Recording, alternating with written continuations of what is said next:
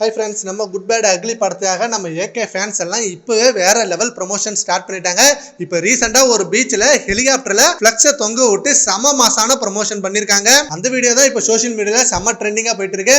Already நம்ம AK படத்துக்கு எல்லாத்துக்குமே செம்மையான ப்ரொமோஷன் நம்ம ஏகே ஃபேன் சைட்ல தான் போயிட்டு இருக்கோம். அண்ட் இப்போ படம் ரிலீஸ் நெக்ஸ்ட் மந்த் 10ஆம் தேதி. ஸோ அதுக்கு இப்போவே செம்மையான ப்ரொமோஷன் ஸ்டார்ட் பண்ணிட்டாங்க. அண்ட் ஆல்சோ மார்ச் மிட் ஆஃப்லேருந்து குட் பேட் அக்லி படத்தோட டீம் சைட்லேருந்து ப்ரொமோஷன் ஸ்டார்ட் பண்ணிடுவாங்க.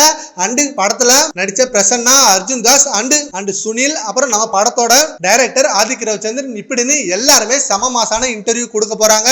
ஆல்ரெடி ஜிவி பிரகாஷுக்கு பிளாக் ஷிப்ல கொடுத்த அவார்ட் ஃபங்க்ஷன்ல ஆதிக் ரவிச்சந்திரன் செம்மையான அப்டேட் கொடுத்தாரு. டீசர் பிஜிஎம்ல வெறித்தனமா இருந்தது.